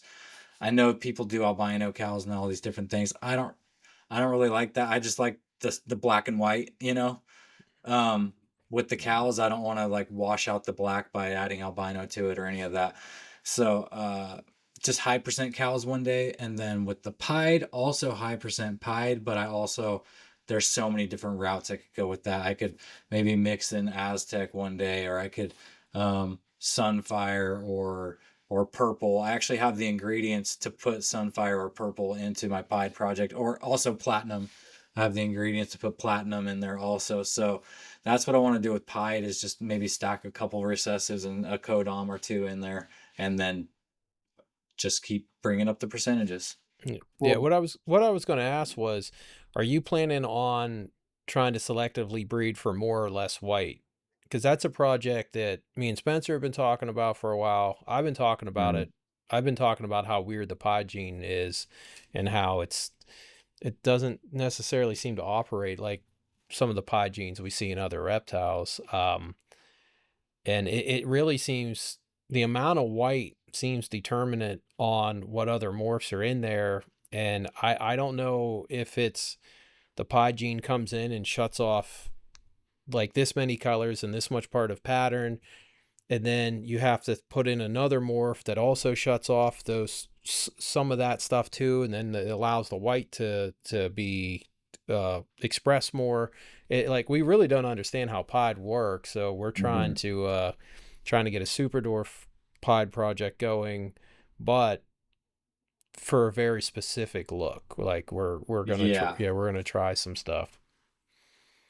So I really like high white pieds. Yeah, Pretty much I think like everybody else. And I've heard that by adding tiger to it, it brings out more white, but I've also seen tiger pieds that have like very little white. yeah. So and I like just like you have a way better understanding of how the genetics work. I have no idea how to make a high Not white on I pied. pied. I Not on yeah, pied. no, That's yeah, it hasn't been played with enough, I feel yeah. Yeah. like. I mean, I've even talked to a couple mainland breeders, and I feel like they don't even know what the hell's going on. You know what I mean? It's like, Yeah. um, and I've seen some ugly pieds though that I would Yeah. not touch with a 10-foot pole. I mean, and this, Exactly. and not, not to offend, this is my personal opinion, but the pieds that have that super orangey brown head, I think Yeah. it's the grossest.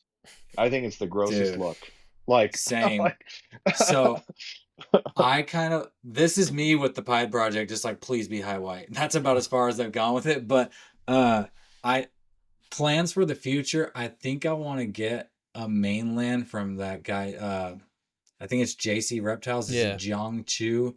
mm, His pieds are are sick. freaking incredible. So I'm thinking if I want them to look like that, I should probably get one of those and bring it in. That way I'm playing with those genes in my Yeah. breeding pool. Um, the pied female that is the mother of my trio. I actually have four het pieds, but the trio, three of them are related, came from a female that is like mid white. She's like, she's got like the white front of her mouth, where it's like Oh, her right. her her her Looks like a lips and her duck beak. nostrils. Yeah, Yeah. that's like a mask, Yeah. Yeah. and then Yeah, it's those are gray neat. on, and she's a platypide actually. So I have a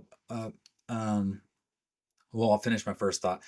She has, I would rank her like mid white pied. So I guess we'll see, But the trio that I have that are related, one is a platinum het pied, and then two are just normals het pied. So Well, I think that's. I mean, I think it's interesting. I mean, we're definitely gonna have to stay close in touch because, I mean, you're in a lot of the same projects that I'm pursuing too, which will be really fun. Because I don't have any GC stuff for my cow stuff, and um, that's definitely something I want to incorporate. And then, what's the one, Rodney? What's the one? Is it Camellia? With the cow stuff or with the head OGS? What's the Is it Emeraldo times head OGS that makes is it Himalaya? Do you know what that morph is?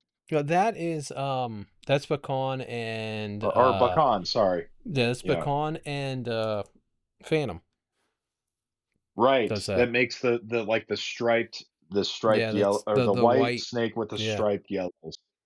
Looks pretty sick. I Yeah. don't know if you've seen those, Brian. Do you know that those exist? yeah, Yeah. yeah. Yeah. I just get really tripped up on some of the names, like the Calimeas and the Esmeraldas or Emeraldos, and there's some that like I just am just trying to like put my blinders The onto biggest because I'm the like, the biggest thing is just super dwarf cows. Like if we can if people yeah, can make super dwarf cows high percent, then I'll start playing around with stuff. But we haven't even really gotten there yet, to be honest. So yeah, exactly. So um with that Phantom male that I got from Rodney, I I plan on taking him to a pure super dwarf. mm, Um, You have ever seen just a to phantom with those colors? dude, that thing is nuts. Or that sick. black? I love that freaking snake. He is so sick. Yeah, those colors and that black and just overall his size, his personality, everything. I love him. Um, but I plan on taking him to a pure super dwarf just to make some insanely high percentage Yeah. Because what I think phantom he's at stuff. like 81%. I forget what the Yeah, math is even on him. It's like 80% outcrossed already. it's 81.25, I believe. Yeah. Yeah. Yeah, he's already extremely outcrossed with Yep. 4 localities. Well, that's the crazy Yep. thing. People have run up the Phantom stuff just in super dwarf. I mean, Andrew's kind of been the pioneer on that, and those animals just like disappear. You know what I mean? Hmm. Like, I don't know where most of his stuff went, but I mean, he was up to what, Rodney, 87%. I mean, I know Yeah. Dylan. I think Dylan has one of his animals, Yeah, but because that male phantom is a branch from Andrew's original project. That mm, was that I the male that made that phantom was from a project that a breeder loan me and Andrew did, and then I took the male from produced from that loan and bred that one into a ternate, into a green phase, and I got those super awesome colors. So that's actually how that steak was made. Yeah. Well, I think when it comes to just once again the total outlook of where things are going, I think it's great, and you guys have been really good influences in the space, and that's really cool to see, and just super active in the community. And uh, I think we need more people that are putting out solid content and sharing their journeys. And when it comes to education, it's not so much of hey, I'm going to teach you how to do X, Y, or Z. I just think that the education piece also needs to be about just sharing your passion and helping people understand kind of your why behind it. I've had a lot of people, family, friends, whatever. At first, when I first got my enclosure set up and my animals, like they just couldn't fathom or understand it. Um, so let's go around one more time really quick. If you guys want to just plug your stuff one more time, and but I guess just finish off with some of your final thoughts of where you see this going, some of the things you guys are excited about, anything else that kind of comes to mind, and then we'll wrap things up. But Kevin, I'll hand it over to you. Okay. Um, where I see this going is me getting my retics and getting some experience keeping them, and then hopefully breeding them in the future. Um, about as far ahead as I can look at this point. But I'm excited for what the future holds, and I'm excited to be in the next gen group and to be learning. So, and you guys have been very helpful answering my questions, and I really appreciate uh, the knowledge I've been gaining from being in the group. Yeah, you've been awesome, Kevin. I think you're like, I don't know if you have your notification set, but dude, you are like on top of commenting and liking people's stuff, and I love it because I'm pretty dialed in myself, you know, Yeah. between work stuff. I So yeah, I try to check it. I try to check it multiple times a day. I don't have the content to offer or anything like that, but I just try to offer support and ask questions. I'll be the dummy that asks the question that you're thinking of that you're too scared to ask. Um, I just want to help the group however I can, and right now I can't help with animals or knowledge, so I'll just ask questions and like everybody's stuff and be supportive. That's what I can give to the group right now. So that's about it. that's awesome, man. That's awesome. Well, thanks for hopping on. It's been a pleasure to have you on. Brian, let's go to you. Final thoughts. Um, I didn't plug my stuff at the beginning, but I'm Super Dwarf Syndicate, super underscore dwarf underscore syndicate on Instagram, and I'm all things dude on YouTube. Um, Hey, the quick name on question: the are you YouTube. all things dude because you're a big fan of the Big Lebowski? No, Oh, I didn't want to be in a niche when I started my YouTube channel because I'm into so many different things. I was like, I don't want to like put myself in a box and be like, oh, I'm just reptiles or I'm just this. I'm super into herping. I run a detailing business. I fix and mod my own cars. I've did shoot guns and lift weights and you name it. So I just like that's where the name came from. But I jumped right on the. I've all my business endeavors have like had a component of social media and content. So as soon as I got into the super doors, I immediately started putting out content. Even though I still have no idea what I'm talking about. I still make content and whatever people can attack me for it. But I always try to start with the disclaimer, like, dude, I don't know what I'm doing or what I'm talking about. But I'll say it anyways, kind of thing. And as far as what was your question, Spencer?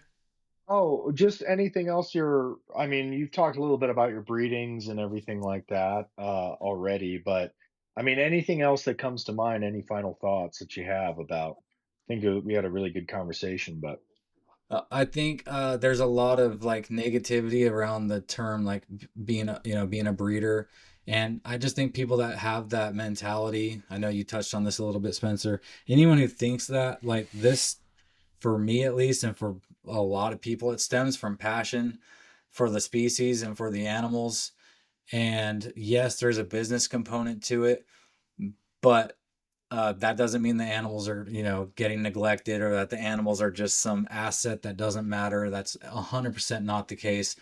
I've been a keeper my entire life up until the day I finally have a clutch on the ground. I'm 38 years old, or about to turn 38 years old, and I've never produced a single clutch in my life. So this is just a byproduct of my passion, and I just have an entrepreneurial spirit. So it's like, dude, why not make like money around something you love, you know? Um, I had a fitness supplement business that that's a long story. It didn't work out. But my passion isn't in my family, fitness, God, and reptiles. So Mm. if who wouldn't want to pursue making money off of something you love, you know what I mean? So uh that's where my stance is on the whole breeder thing. Like, hey, dude, I don't. That's a stupid way to look at it. The way you have a pet snake is from somebody breeding that snake. It has to be done. So, um, Right, right, especially with no importation now. So it's right, yeah, and there's bad actors in every space. I mean, I mean, there's been some really bad actors in the retic space, and so I can definitely see why there's some people that are jaded from that, and or have maybe come across people like that. But from my experience, keepers, breeders alike, the Superdwarf community, the locality community, the retic community overall has been a really cool space, especially when it's one on one with people. You kind of get the good, bad, and ugly and some of the community stuff. But I mean, I really haven't had hardly any negative interactions with people when it was one on one. And that's why I encourage people. It's like if you've got a problem, or you want to discuss something and you have their phone number, like the first thing you should be doing is picking up the phone and calling that person. And I think that it gets rid of a lot of the issues. Now, there are some repeat offenders that, won't pick up the phone, but when it comes to the overall community, I think there's just a lot of good people. So I appreciate you guys hopping on, and I think hopefully this helps you guys get some exposure as well. I think you guys are great representatives of the community and are active, and so anyway, we'll wrap up. Join us next week, guys, for episode 5, and hope you guys have a great rest of your week. all Thanks. right. Thanks, guys.